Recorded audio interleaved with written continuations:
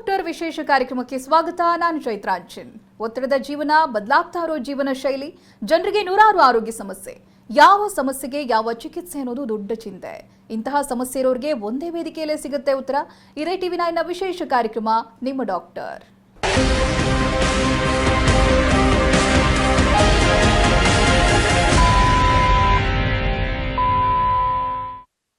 ಆಧುನಿಕ ಜೀವನ ಶೈಲಿಯ ಪರಿಣಾಮ ತಾರುಣ್ಯದಲ್ಲಿಯೇ ಮಾರಕ ಕಾಯಿಲೆಗಳಿಗೆ ಜನ ತುತ್ತಾಗ್ತಾ ಇದ್ದಾರೆ.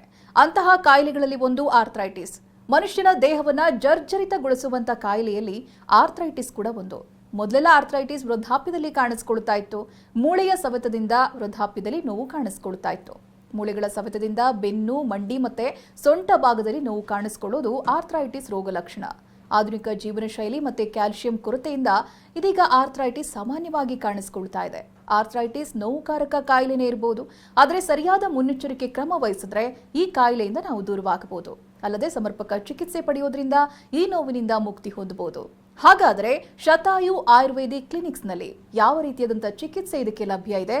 ಇವೆಲ್ಲದರ ಬಗ್ಗೆ ವಿವರವಾಗಿ ಮಾತನಾಡೋದಕ್ಕೆ ನಮ್ಮ ಜೊತೆಗಿದ್ದಾರೆ ಶತಾಯು ಆಯುರ್ವೇದಿಕ್ ಕ್ಲಿನಿಕ್ಸ್ನ managing director doctor Mrityunjaya Swamy. ಬನ್ನಿ ಅವರೊಂದಿಗೆ ಮಾತನಾಡೋಣ. ನಮಸ್ತೆ ಡಾಕ್ಟರ್, ಕಾರ್ಯಕ್ರಮಕ್ಕೆ ಸ್ವಾಗತ ನಿಮಗೆ. ನಮಸ್ಕಾರ. ಮೊದಲನೇದಾಗಿ ಬೇಸಿಕ್ ಆಗಿ ಆರ್ಥ್ರೈಟಿಸ್ ಅಂದ್ರೆ ಏನು, ಜೊತೆಗೆ ಇಷ್ಟೊಂದು ಕಾಮನ್ ಆಗಿ ಕಂಡು ಬರ್ತಾ ಇರೋದು ಯಾಕೆ ಅಂತ? ಆರ್ಥ್ರೈಟಿಸ್ ಅಂದರೆ ಏನಾಗುತ್ತೆ, ನಾವು ಯಾವಾಗಲೂ ಏನು ಅನ್ಕೊಳ್ತೀವಿ, ಬರೀ ದೊಡ್ಡ ಜಾಯಿಂಟ್ಗಳಿಗೆ ಬಂದರೆ ಮಾತ್ರ ಅದು ಆರ್ಥ್ರೈಟಿಸು, ಇಲ್ಲ ಅಂದರೆ ಅದಲ್ಲ ಅಂತ. ಬಟ್ ಹಾಗಲ್ಲ. ಬಾಡಿಯಲ್ಲಿ ಇರ್ತಕ್ಕಂಥ ಎಷ್ಟೇ ಜಾಯಿಂಟ್ಸ್ ಇರಲಿ, ಯಾವುದೇ ಜಾಯಿಂಟಲ್ಲಿ ಕೂಡ ಯಾವುದೇ ಥರದ ಇನ್ಫ್ಲಮೇಷನ್ ಆಗಲಿ, ಇನ್ಫೆಕ್ಷನ್ ಆಗಲಿ, ಅಥವಾ ಅಲ್ಲಿರೋ ಮೂಳೆ ಸವೆತ ಆಗಿರ್ಬೋದು, ಅದೆಲ್ಲದನ್ನು ಕೂಡ ನಾವು ಆರ್ಥ್ರೈಟಿಸ್ ಅಂತ ಹೇಳ್ತೀವಿ. ಬಟ್ ಆರ್ಥ್ರೈಟಿಸಲ್ಲಿ ತುಂಬಾ ಟೈಪ್ಸ್ ಇದೆ ಅದು. ಸೊ ನಾವು ಮುಂಚೆ ಏನಾಗೋದು, ಹಳೆ ಕಾಲದಲ್ಲಿ ನೋಡಿದಾಗೆ ಬರೀ ವಯಸ್ಸಾದವ್ರಿಗೆ ಮಾತ್ರ ಆರ್ಥ್ರೈಟಿಸ್ ಬರೋದು. ಈಗ ಚಿಕ್ಕವರಲ್ಲೂ ಕೂಡ ತಾವು ನೋಡ್ತಾ ಇರ್ಬೋದು, ಬೆನ್ನೋವು, ಕತ್ತು ನೋವು, ಈ ಸ್ಮಾಲ್ ಜಾಯಿಂಟ್ಸ್ ಪೇನು, ಆಮೇಲೆ ನೀ ಜಾಯಿಂಟ್ ಪೇನು, ಲೆಗ್ ಪೇನು, ಎಲ್ಲ ಕಡೆ ಪೇನ್ ಕಾಣ್ತಾನೆ ಇರುತ್ತೆ. ಸೊ ಇದರಲ್ಲಿ ವೆರೈಟಿ ಆಫ್ ಆರ್ಥ್ರೈಟಿಸ್ ಇದೆ. ಈಗ ಇವಾಗ ಎಲ್ಲ ರೀತಿಯಾದಂಥ ಆರ್ಥ್ರೈಟಿಸ್ಗೂ ಕೂಡ ಸರ್ಜರಿನೇ ಮಾಡಬೇಕಾಗುತ್ತಾ? ಅದೇನ ಸೊಲ್ಯೂಷನು ಹೇಗೆ? ಇಲ್ಲ, ಆ್ಯಕ್ಚುಲಿ ಮುಖ್ಯವಾಗಿ ತಿಳ್ಕೊಬೇಕು ಈ ಆರ್ಥ್ರೈಟಿಸ್ ಯಾಕೆ ಬಂದಿದೆ, ಯಾವ ಏಜಲ್ಲಿ ಯಾರಿಗೆ ಬಂದಿದೆ ಅಂತ. ಸೊ ನಾ ಅವಾಗೆ ಹೇಳ್ದಂಗೆ ಎಷ್ಟೊಂದು ವೆರೈಟಿ ಆಫ್ ಆರ್ಥ್ರೈಟಿಸ್ ಇರೋದ್ರಿಂದ, ಈಗ ಫಾರ್ ಎಕ್ಸಾಂಪಲ್ ರುಮಟಾಯ್ಡ್ ಆರ್ಥ್ರೈಟಿಸ್ ಇರ್ಬೋದು, ಆಸ್ಟಿಯೋ ಆರ್ಥ್ರೈಟಿಸು, ಗೌಟಿ ಆರ್ಥ್ರೈಟಿಸ್ ಅಂತ ಹೇಳ್ತೀವಿ. ಸೊ ಇದು ಎಲ್ಲದರಲ್ಲೂ ಕೂಡ ನಾವು ಬೇರೆ ಬೇರೆ ಥರ ಟ್ರೀಟ್ಮೆಂಟ್ಸ್ ಇದೆ. ಸೊ ಎಲ್ಲದಕ್ಕೂ ಸರ್ಜರಿ ಬೇಕಾಗಿಲ್ಲ. ಈಗ ತಾವು ನೋಡಿರ್ಬೋದು, ಸ್ವಲ್ಪ ವಯಸ್ಸಾದವರಿಗೆ, ಅದರಲ್ಲೂ ಲೇಡೀಸಲ್ಲಿ ಏಜ್ ಆದವರಿಗೆ ಚೂರು ಮಂಡಿ ಸವೆತ ಬಂತು ಅಂತಂದರೆ ಇಮಿಡಿಯೇಟಾಗಿ ಸರ್ಜರಿ ಮಾಡಬೇಕು ಅಂತ ಹೇಳ್ತಾರೆ. ಅದನ್ನು ನಾವು ಆಸ್ಟಿಯೋ ಆರ್ಥ್ರೈಟಿಸ್ ಅಂತ ಹೇಳ್ತೀವಿ. ಅದರಲ್ಲಿ ಏನಾಗುತ್ತೆ ಅಂದರೆ, ಮಂಡಿ ಭಾಗದಲ್ಲಿ ಏನು ಅದು ಅಲ್ಲಿ ಒಂದು ಕಾರ್ಟಿಲೇಜ್ ಇರುತ್ತೆ, ಅದು ಸೌದೋಗಿರುತ್ತೆ. ಆ ಮೂಳೆ ಸೌದೋಗಿರೋದ್ರಿಂದ ಅಲ್ಲಿ ಬರ್ತಕ್ಕಂಥ ನೋವನ್ನು ನಾವು ಆಸ್ಟಿಯೋ ಆರ್ಥ್ರೈಟಿಸ್ ಅಂತ ಹೇಳ್ತೀವಿ. ಅದನ್ನು ಕೂಡ ಇನಿಷಿಯಲ್ ಸ್ಟೇಜಲ್ಲಿ ಇತ್ತು ಅಂದರೆ ಕಂಪ್ಲೀಟಾಗಿ ರಿವರ್ಸ್ ಮಾಡ್ಬೋದು, ಕಂಪ್ಲೀಟಾಗಿ ಗುಣಪಡಿಸ್ಬೋದು. ಬಟ್ ಏನು ಮಾಡ್ತೀವಿ ನಾವು, ತುಂಬ ಸರಿ ಅದನ್ನು ನೆಗ್ಲೆಕ್ಟ್ ಮಾಡಿಕೊಂಡು ಬರೀ ಯಾವುದ್ಯಾವುದೋ ಮಾತ್ರೆಗಳು ತೊಗೊಳ್ಳೋದು, ಯಾವುದೋ ಆಯಿಲ್ ಅಪ್ಲೈ ಮಾಡೋದು ಮೇಲೆ ಪ್ರೊಲಾಂಗ್ ಮಾಡ್ತಾ ಇರ್ತೀವಿ. ಹಾಗೆ ಪ್ರೊಲಾಂಗ್ ಆದಾಗೆ ಅದು ಕ್ರಾನಿಕ್ ಆಗಿಬಿಡ್ತು ಅಂತಂದರೆ ಇನ್ನು ಯಾವುದೋ ಅದು ಮೂಳೆ ಕಂಪ್ಲೀಟಾಗಿ ಸೌದೋಗಿದೆ, ಅಲ್ಲಿ ಏನೂ ಚೇಂಜ್ ಮಾಡೋಕ್ಕಾಗೋದಿಲ್ಲ. ಪ್ಲಸ್ ಅವ್ರದ್ದು ಹೆಲ್ತ್ ಕಂಡೀಷನ್ ತುಂಬಾ ಡಿಟೋರಿಯೇಟ್ ಆಗಿದೆ, ಅಥವಾ ಓವರ್ ವೇಟ್ ಇದೆ, ಏಜ್ ಜಾಸ್ತಿ ಆಗ್ತಾ ಇದೆ, ಕ್ಯಾಲ್ಶಿಯಂ ಡೆಫಿಷಿಯನ್ಸಿ ತುಂಬ ಇದೆ. ಅಂಥ ಮೂಳೆ ನೋವುಗಳಲ್ಲಿ ಮಾತ್ರ, ಅಂದರೆ ಆ ನೀ ಆರ್ಥ್ರೈಟಿಸ್ ಏನಾರ ಬಂತು ಅಂದರೆ ಮಾತ್ರ ಎಮರ್ಜೆನ್ಸಿ ಕೇಸಲ್ಲಿ ಸರ್ಜರಿಗೆ ಹೋಗಬೇಕೆ ಹೊರತಾಗಿ 99% ಆರ್ಥ್ರೈಟಿಸ್ ಕೇಸಲ್ಲಿ ಸರ್ಜರಿಗಳು ಬೇಕಾಗೋದಿಲ್ಲ. ಬಟ್ ಈಗ ಏನಾಗಿದೆ ಅಂದರೆ ಅದು ಒಂಥರ ಕಾಮನ್ ಆಗಿಬಿಟ್ಟಿದೆ. ಯಾವುದೇ ಒಂದು ಸಿಂಪಲ್ ಆರ್ಥ್ರೈಟಿಸ್ ಇದ್ದರೂ ಕೂಡ ಸಡನ್ನಾಗಿ ಸರ್ಜರಿಗೆ ಆಪ್ಟ್ ಮಾಡ್ತಾ ಇದ್ದಾರೆ, ವಿಚ್ ಈಸ್ ನಾಟ್ ಗುಡ್. ಅದರಲ್ಲೂ ಎಲ್ಲ ಆರ್ಥ್ರೈಟಿಸ್ಗಳಿಗೂ ಸರ್ಜರಿ ಬೇಕಾಗಿಲ್ಲ. ರುಮಟಾಯ್ಡ್ ಆರ್ಥ್ರೈಟಿಸ್ಗೆ ಸಾಧ್ಯನೇ ಇಲ್ಲ, ಸರ್ಜರಿ ಮಾಡೋಕ್ಕೆ ಆಗೋದಿಲ್ಲ. ಆಸ್ಟಿಯೋ ಆರ್ಥ್ರೈಟಿಸ್ ಅಂದರೆ ಅಟ್ಲೀಸ್ಟ್ ನೀವು ಸ್ವಲ್ಪನಾದರೂ ಮೂಳೆ ಸೌದಿದೆ, ಅಲ್ಲಿ ಕಾರ್ಟಿಲೇಜ್ಗೆ ನಾವು ಒಂದು ರೀಪ್ಲೇಸ್ಮೆಂಟ್ ಮಾಡ್ತೀವಿ ಅಂತಾದರೂ ಮಾಡ್ಬೋದು. ಬಟ್ ಎಲ್ಲ ಆರ್ಥ್ರೈಟಿಸ್ಗೆ ಸರ್ಜರಿ ಬೇಕಾಗಿಲ್ಲ. ಅದರಲ್ಲೂ ರುಮಟಾಯ್ಡ್ ಆರ್ಥ್ರೈಟಿಸ್ ಕೂಡ ನಾವು ಕೆಲವೊಂದು ಸಪ್ಲಿಮೆಂಟ್ಸ್ ಕೊಟ್ಟರೆ, ಕೆಲವೊಂದು ಕ್ಯಾಲ್ಶಿಯಂ ಸಬ್ಸ್ಟಿಟ್ಯೂಟು, ಅಥವಾ ಆ ಕಾರ್ಟಿಲೇಜ್ ರೀಗ್ರೋತ್ ಆಗೋಕ್ಕೆ ನಾವು ಆಯುರ್ವೇದದಲ್ಲಿ ಔಷಧಿಗಳಿದೆ. ನಾವು ಶತಾಯುನಲ್ಲಿ 120 ವರ್ಷದಿಂದ ಇದನ್ನು ಟ್ರೀಟ್ಮೆಂಟ್ ಮಾಡ್ಕೊಂಡು ಬರ್ತಾ ಇದ್ದೀವಿ. ಈವನ್ 65-70 ವರ್ಷ ಆದರೂ ಕೂಡ ಮೂಳೆ ತುಂಬ ಚೆನ್ನಾಗಿ ಸೌದ್ರೂ ಕೂಡ ಆ ಟ್ರೀಟ್ಮೆಂಟ್ ಕೊಡೋದ್ರಿಂದ ಮತ್ತೆ ರೀಗೇನ್ ಆಗಿರೋದನ್ನು ನೋಡಿದ್ದೀವಿ ನಾವು. ಡಾಕ್ಟರ್, ಟೈಪ್ಸ್ ಬಗ್ಗೆ ಹೇಳ್ತಾ ಇದ್ದಾರೆ. ರುಮಟಾಯ್ಡ್ ಆರ್ಥ್ರೈಟಿಸ್ ಆಗಿರ್ಬೋದು ಅಥವಾ ವೈರಲ್ ಆರ್ಥ್ರೈಟಿಸ್, ಈ ರೀತಿಯಾದಂಥ ಆರ್ಥ್ರೈಟಿಸ್ಗಳಲ್ಲಿ ಯಾವುದು ತುಂಬ ಡೇಂಜರಸ್ ಅಂತ ಹೇಳ್ತೀರಾ? ಜೊತೆಗೆ ಯಾವ ಆರ್ಥ್ರೈಟಿಸ್ ಬಹಳ ಸಾಮಾನ್ಯವಾಗಿ ಕಂಡು ಬರ್ತಾನೆ ಇರುತ್ತೆ ಜನರಲ್ಲಿ ಅಂತ? ಬಾಡಿನಲ್ಲಿ ಯಾವುದೇ ಕಾಯಿಲೆ ಬರಲಿ, ಯಾವುದೇ ಡಿಸ್ಕಂಫರ್ಟ್ ಇರಲಿ, ಅದು ಒಂಥರ ಡೇಂಜರ್ ಥರನೇ ಲೆಕ್ಕ.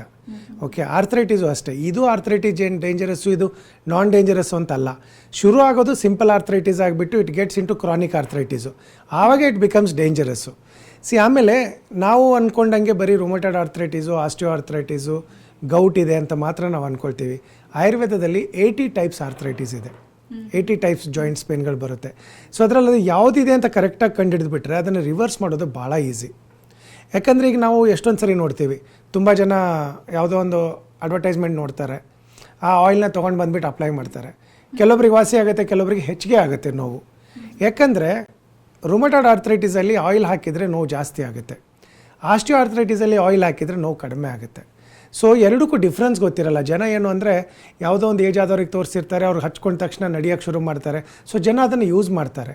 ಬಟ್ ಅದು ಎಲ್ಲದಕ್ಕೂ ಅಷ್ಟು ಈಸಿಯಾಗಿ ಸೊಲ್ಯೂಷನ್ ಇಲ್ಲ. ಯಾಕಂದರೆ ಮೂಳೆ ಸೌದಕ್ಕೆ ಬೇರೆ, ಆಮೇಲೆ ಅಲ್ಲಿರ್ತಕ್ಕಂಥ ಕಾರ್ಟಿಲೇಜ್ ಸೌದ್ರೇ ಬೇರೆ ಇದೆ, ಸ್ಲಿಪ್ ಡಿಸ್ಕ್ ಆದರೆ ಬೇರೆ, ಡಿಸ್ಕ್ ಹರ್ನಿಯೇಷನ್ ಆದರೆ ಬೇರೆ. ಎಲ್ಲ ಆರ್ಥ್ರೈಟಿಸ್ಗೂ ಬೇರೆ ಬೇರೆ ಥರ ಟ್ರೀಟ್ಮೆಂಟ್ ಇರೋದ್ರಿಂದ ಸುಮ್ಮನೆ ಹೋಗ್ಬಿಟ್ಟು ಒಂದು ಆಯಿಲು ಒಂದು ಟ್ಯಾಬ್ಲೆಟ್ ನುಂಗಿದ ತಕ್ಷಣ ಕಡಿಮೆ ಆಗೋದಿಲ್ಲ. ಆಮೇಲೆ ಏನಾಗುತ್ತೆ, ಮೆಜಾರಿಟಿ ಆರ್ಥ್ರೈಟಿಸ್ ಬಂದಾಗೆ ಪ್ರತಿಯೊಬ್ಬರಿಗೂ ಗೊತ್ತು ಪೇನ್ ಕಿಲ್ಲರು ಯಾವುದಾದ್ರು ಸಿಗುತ್ತೆ ಓವರ್ ದ ಕೌಂಟರ್ ಮೆಡಿಕಲ್ ಶಾಪಲ್ಲಿ ಅಂತ ತಂದು ನುಂಗ್ತಾ ಇರ್ತಾರೆ, ಅದನ್ನು ಪ್ರೊಲಾಂಗ್ ಮಾಡ್ತಾ ಹೋಗ್ತಾರೆ. ಯಾಕಂದರೆ ಇನ್ಫ್ಲಮೇಷನು ಇನ್ಫೆಕ್ಷನ್ ಇತ್ತು ಅಂತಂದರೆ ಅದು ಬೇಗ ಕಂಟ್ರೋಲ್ ಮಾಡಿದ್ರೆ ಫರ್ದರ್ ಆರ್ಥ್ರೈಟಿಸ್ ಆಗೋದನ್ನು ಅವಾಯ್ಡ್ ಮಾಡ್ಬೋದು. ಅದು ತುಂಬ ಜನ ನೆಗ್ಲೆಕ್ಟ್ ಮಾಡ್ತಾರೆ. ಆಮೇಲೆ ಏನಾಗುತ್ತೆ, ಒಂದು ಏಜ್ ಆಗ್ತಾ ಇದ್ದಂಗೆ ಮಕ್ಕಳೆಲ್ಲ ಏನು ಮಾಡ್ತಾರೆ, ಇವರಿಗೆ ಆಸ್ಟಿಯೋ ಆರ್ಥ್ರೈಟಿಸ್ ಬಂತು, they decide themselves rather the going to doctor. So ಹಾಗೆಲ್ಲ ಮಾಡೋದಕ್ಕಿಂತ ಒಂದು ಸಿಂಪಲಾಗಿ ಎಕ್ಸ್ರೇನೋ MRIನೋ ಏನೋ ಮಾಡಿಸ್ಬಿಟ್ಟು ಡಿಟೋರಿಯೇಷನ್ ಎಷ್ಟಿದೆ, ಎಷ್ಟು ಆ ಜಾಯಿಂಟ್ ಹಾಳಾಗಿದೆ ಅದನ್ನು ನೋಡಿಬಿಟ್ರೆ ಅದನ್ನು ಟ್ರೀಟ್ಮೆಂಟ್ ಮಾಡೋದು ಭಾಳ ಈಸಿ. ಎಸ್ ಡಾಕ್ಟರ್, ಇದು ಬಹಳ ಮುಖ್ಯವಾಗಿ ನಾವು ತಿಳ್ಕೊಬೇಕಾಗಿರೋದು ಶತಾಯುನಲ್ಲಿ ಯಾವ್ಯಾವ ರೀತಿಯಾದಂಥ ಟ್ರೀಟ್ಮೆಂಟ್ ಆರ್ಥ್ರೈಟಿಸ್ಗೆ ಇದೆ ಅಂತ ವಿವರವಾಗಿ ತಿಳಿಸೋದಾದರೆ. ನಾನು ಆವಾಗೇ ಹೇಳಿದೆ ನಿಮಗೆ, ಆಯುರ್ವೇದದಲ್ಲಿ ನಾವು 80 ಥರ 80 ಟೈಪ್ಸು ಆರ್ಥ್ರೈಟಿಸ್ನ ನಾವು ಕ್ಲಾಸಿಫೈ ಮಾಡ್ತೀವಿ.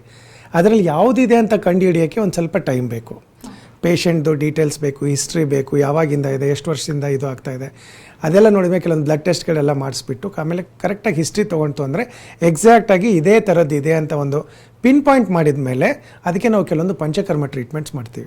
ಅದರಲ್ಲೂ ಜಾನು ಬಸ್ತಿ ಅಂತ ಇರುತ್ತೆ, ಕಟಿ ಬಸ್ತಿ, ಗ್ರೀವ ಬಸ್ತಿ, ಡಿಫ್ರೆಂಟ್ ವೆರೈಟಿ ಬಸ್ತಿ ಇರುತ್ತೆ.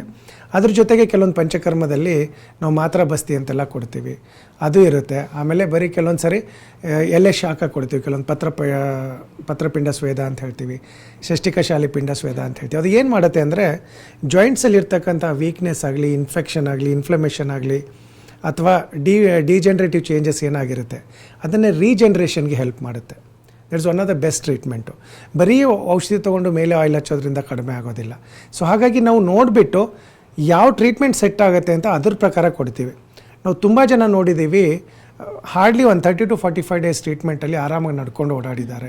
ಎಷ್ಟೊಂದು ಜನ ನಮ್ಮ ಹತ್ರ ಸರ್ಜರಿ ಆಗಿಬಿಟ್ಟು ಬಂದಿದ್ದಾರೆ, ಅವ್ರು ಫಿಸಿಯೋಥೆರಪಿ ಮಾಡಿಬಿಟ್ಟು ಅವಾಗೂ ಸಕ್ಸಸ್ ಆಗದೆ ಇರೋವಾಗೆ ನಮ್ಮ ಹತ್ರ ಬಂದುಬಿಟ್ಟು ವಾಕ್ ಮಾಡ್ಕೊಂಡು ಹೋಗಿರೋರಿದ್ದಾರೆ.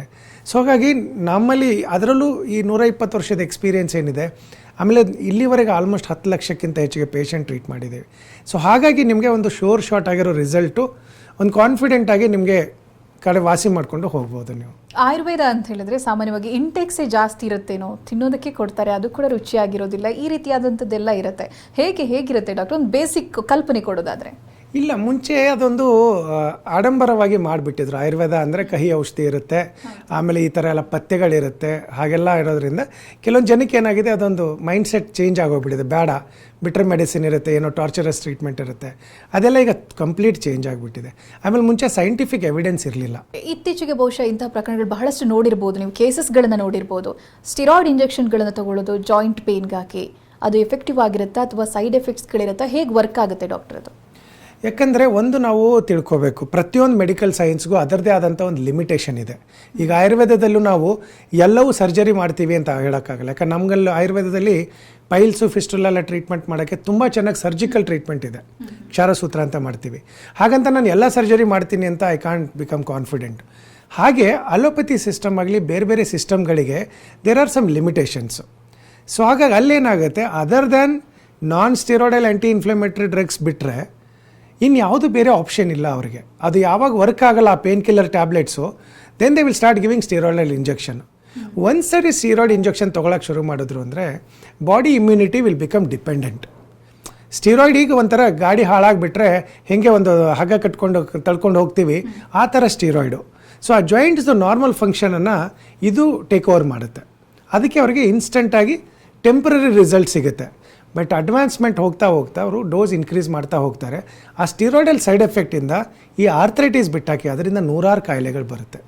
ಅದಕ್ಕೆ ನೋಡ್ತಾ ಇರ್ಬೋದು ಈಗ ಈ ಸ್ಟೀರಾಯ್ಡಲ್ ಎಕ್ಸೈಸ್ ಯೂಸ್ ಮಾಡ್ತಾ ಇರೋದ್ರಿಂದ heart attack, immature heart attack ಆಗೋದು, ಪ್ಯಾರಾಲಿಸಿಸ್ ಆಗೋದು, ಸ್ಟ್ರೋಕು, ಕಿಡ್ನಿ ಪ್ರಾಬ್ಲಮ್ ಆಗೋದು, ಲಿವರ್ ಸಡನ್ನಾಗಿ ಫ್ಯಾಟಿ ಲಿವರ್ ಎಲ್ಲ ಬರೋದು ಅಂತ ತುಂಬ ಕಾಂಪ್ಲಿಕೇಶನ್ಸ್ ಆಗ್ತಾ ಇದೆ. ಸೊ ಆದಷ್ಟು ಜಾಯಿಂಟ್ಸ್ ಪೇನ್ ಬಂದರೆ ಫಸ್ಟ್ ಒಂದು ಸರಿ ಆಯುರ್ವೇದ ಡಾಕ್ಟ್ರಿಗೆ ತೋರಿಸಿ. ಯಾಕಂದರೆ ಆಯುರ್ವೇದ ಯಾವಾಗೂ ಅನ್ಯಾಚುರಲ್ ಆಗಿ ಹೋಗೋದಿಲ್ಲ, ತುಂಬ ನ್ಯಾಚುರಲ್ ಟ್ರೀಟ್ಮೆಂಟ್ಸ್ ಇದೆ. ಯಾಕಂದ್ರೆ ನೇಚರ್ ಇರೋದೇ ನಮ್ಮ ಹೆಲ್ತಿಗೆ ಕಾಂಪ್ಲಿಮೆಂಟ್ ಮಾಡೋಕ್ಕೆ. ಯಾವಾಗಲೂ ಈಗ ನೋಡಿ, ಬೇಸಿಗೆ ಬಂತು ಅಂತಂದರೆ ತಂಪಾಗಿರೋ ಹಣ್ಣುಗಳು ಬರುತ್ತೆ, ಚಳಿಗಾಲ ಬಂತು ಅಂದರೆ ಒಂದು ಸ್ವಲ್ಪ ಬಾಡಿ ಹೀಟ್ ಮಾಡೋಕ್ಕೆ ಹಣ್ಣುಗಳು ಬರುತ್ತೆ, ತರಕಾರಿಗಳು ಬರುತ್ತೆ. ಆ ಥರ ಬಾಡಿ ಯಾವಾಗಲೂ ನಮಗೆ ಕಾಯಿಲೆ ಬರದೇ ಇರೋ ಥರ ಹೇಗಿಡಬೇಕು ಅಂತ ನೇಚರ್ ಡಿಸೈಡ್ ಮಾಡಿದೆ. ಅದನ್ನೇ ನಾವು ಆಯುರ್ವೇದದಲ್ಲಿ ಕಂಪ್ಲೀಟಾಗಿ ಗ್ರಂಥದ ರೂಪದಲ್ಲಿ ಬರೆದಿದ್ದೇವೆ. ಆಯುರ್ವೇದಿಕ್ಕನೇ ಒಂದು ಫುಡ್ ರೀತಿ ಕನ್ಸಿಡರ್ ಮಾಡ್ತಾರಲ್ಲ, ಅದರಲ್ಲೂ ಫುಡ್ ಸ್ಟೈಲ್ ಅಂತ ಇರುತ್ತಾ? ಈಗ ಆಯುರ್ವೇದದಲ್ಲಿ ನಾವೇನು ಹೇಳ್ತೀವಿ, ಯಾವುದರಿಂದ ಕಾಯಿಲೆ ಬಂದಿದೆ ಅದನ್ನು ಫಸ್ಟ್ ಅವಾಯ್ಡ್ ಮಾಡಬೇಕು, ನಿಧಾನ ಪರಿವರ್ಜನ ಅಂತ ಹೇಳ್ತೀವಿ. ಅಂದರೆ ಈಗ ಒಂದು ಪರ್ಟಿಕ್ಯುಲರ್ ಈಗ ಹೀಟಿಂದ ಬರ್ನ್ ಆಗಿದೆ ಅಂದರೆ, ಸೊ ಮತ್ತೆ ನಾನು ಹೀಟ್ ಹತ್ರನೇ ಹೋಗ್ತೀನಿ ಅಂತಂದರೆ ಆ ಬರ್ನ್ ಆಗಿರೋದು ಆಲ್ರೆಡಿ ಹೀಟ್ ಹತ್ರ ಹೋಗ್ಬಿಟ್ರೆ ಇನ್ನೂ ಅದಕ್ಕೆ ಡ್ಯಾಮೇಜ್ ಜಾಸ್ತಿ ಆಗುತ್ತೆ. ಸೊ ಅದೇ ಥರ ಈಗ ಆರ್ಥ್ರೈಟಿಸಲ್ಲಿ ಏನಾಗುತ್ತೆ, ಕ್ಯಾಲ್ಶಿಯಂ ಡಿಫಿಷಿಯನ್ಸಿ ಅಂಥದ್ದೆಲ್ಲ ಇತ್ತು ಅಂತಂದರೆ ಆದಷ್ಟು ಕ್ಯಾಲ್ಶಿಯಂ ರಿಚ್ ಫುಡ್ ತೊಗೋಬೇಕು. ಇನ್ಫೆಕ್ಷನ್ ಜಾಸ್ತಿ ಇತ್ತು ಅಂದರೆ ಸ್ವಲ್ಪ ಖಾರ, ಹುಳಿ, ಮಸಾಲೆ ಇಂಥದ್ದು ಕಡಿಮೆ ಮಾಡಬೇಕು.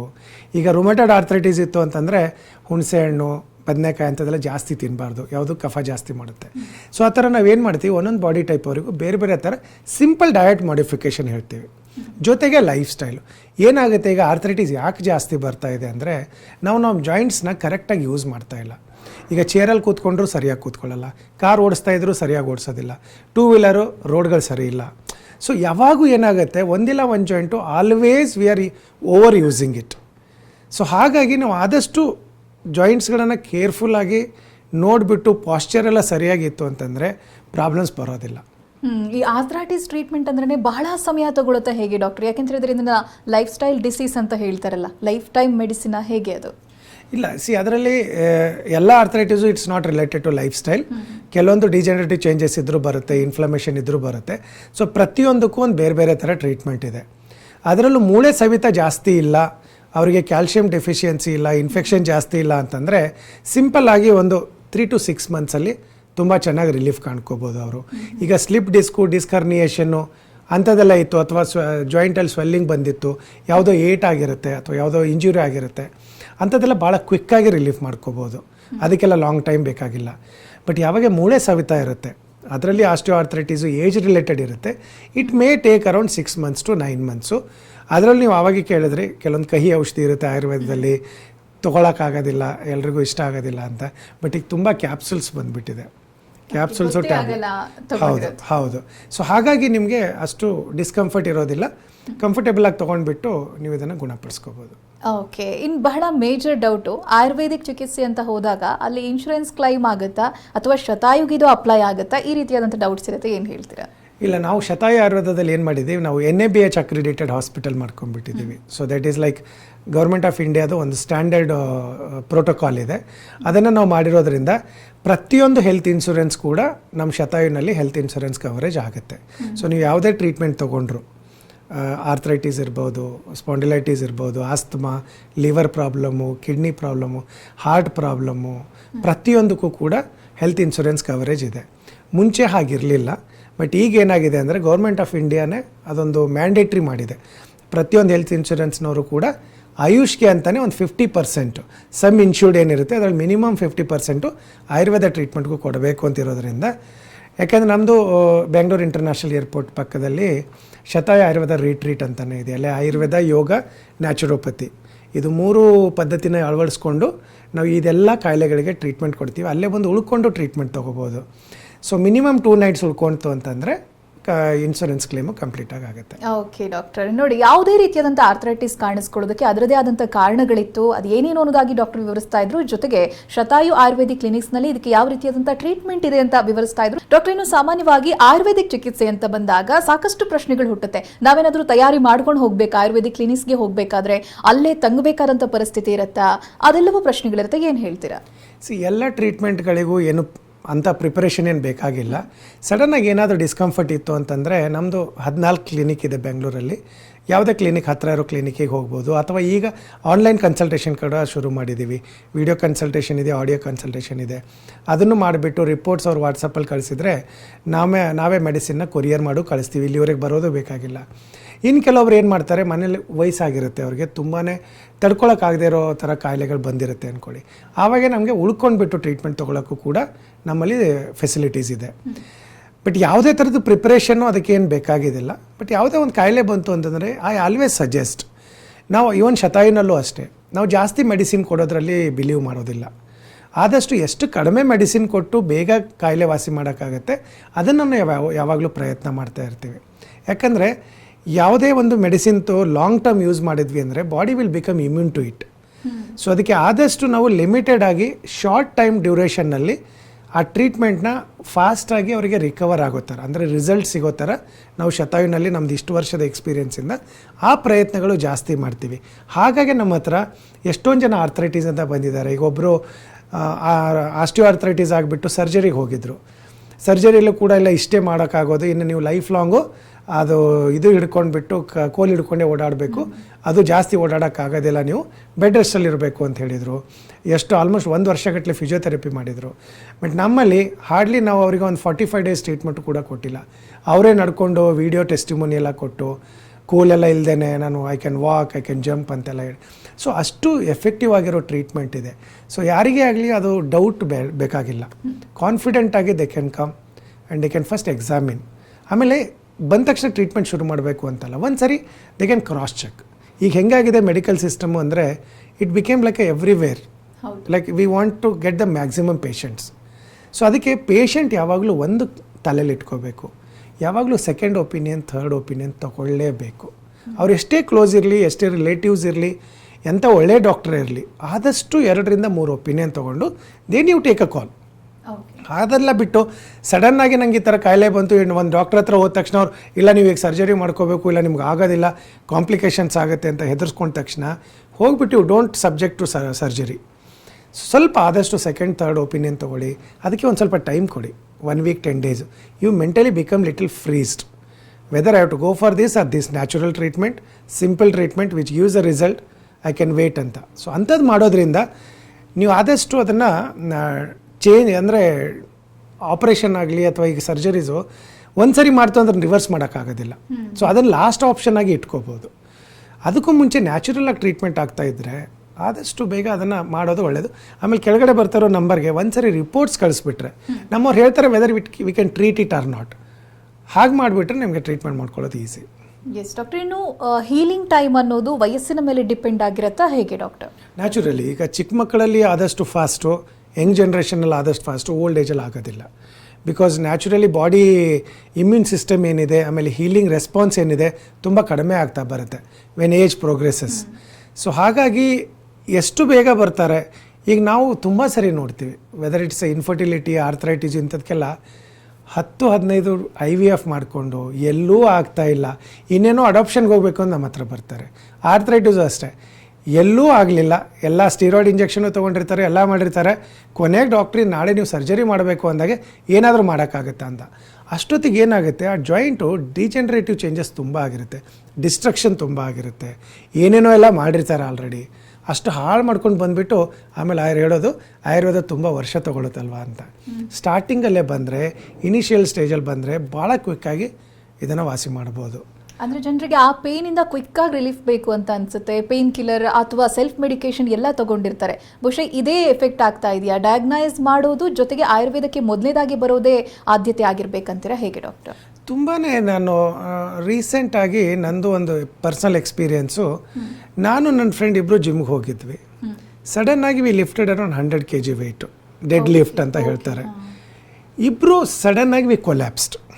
ಓಕೆ, ನನಗೂ ಬ್ಯಾಕ್ ಪೇನ್ ಬಂತು, ಅವರಿಗೂ ಬ್ಯಾಕ್ ಪೇನ್ ಬಂತು. Because me being ayurvedic doctor, ನಮ್ಮದೇ ಕ್ಲಿನಿಕ್ಸ್ ಇದೆ. I just went for massage 3 ಡೇಸಲ್ಲಿ I was all right. He went for surgery. ಎಷ್ಟು ಹೇಳ್ತಾ ಇದ್ದೀನಿ ನಾನು, ಬೇಕಾಗಿಲ್ಲ surgery, but they didn't believe. He went for surgery successful ಆಗಲಿಲ್ಲ. ಹೀ ಈಸ್ ಲಿಂಪಿಂಗ್ ನಾವು. ಸಿಂಪಲ್ ಬ್ಯಾಕು ಕಂಪ್ರೆಸ್ ಆಗಿದ್ದಷ್ಟೇ, because we suddenly over weight lift ಮಾಡಿದ್ದು. ಹಾಗೆಲ್ಲ ಎಷ್ಟೊಂದು ಸರಿ ಆಗುತ್ತೆ. ಸೊ ಡ್ರಾಸ್ಟಿಕ್ ಡಿಸಿಷನ್ಸ್ ತಗೋಬೇಡಿ. ಅದಕ್ಕಿಂತ ಮುಂಚೆ 1-2 ಕಡೆ ಟ್ರೈ ಮಾಡಿ. ಮನೆ ಹತ್ರನೇ ಎಷ್ಟೊಂದು ಆಯುರ್ವೇದ ಕ್ಲಿನಿಕ್ಸ್ ಇರುತ್ತೆ, ಅಲ್ಲೆಲ್ಲ ಹೋಗ್ಬಿಟ್ಟು ಒಂದ್ಸರಿ ನೋಡಿ. ಯಾಕಂದ್ರೆ ayurvedic is purely natural medicine. We can do anything miracle ಒಳಗಡೆ ಹೋಗ್ಬಿಟ್ಟು.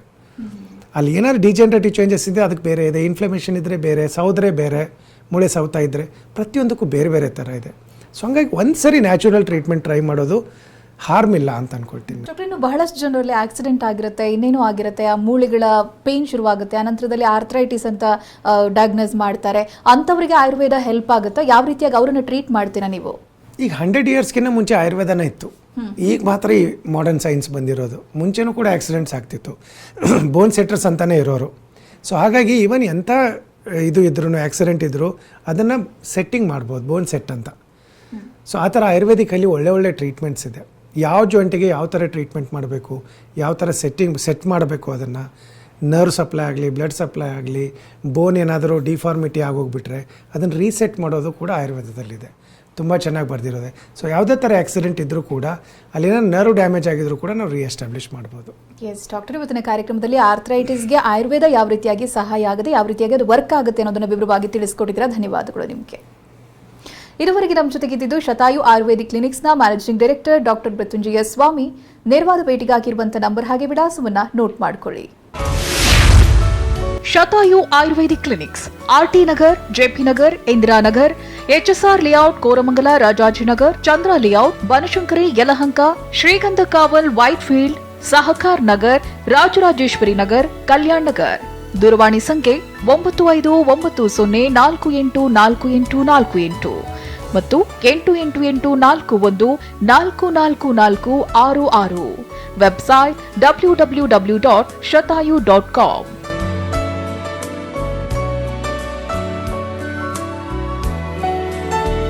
ಇದೇ ಹೊತ್ತಿನ ವಿಶೇಷ. ನಿರಂತರ ಸುದ್ದಿಗಾಗಿ ನೋಡ್ತಾ ಇರಿ TV9.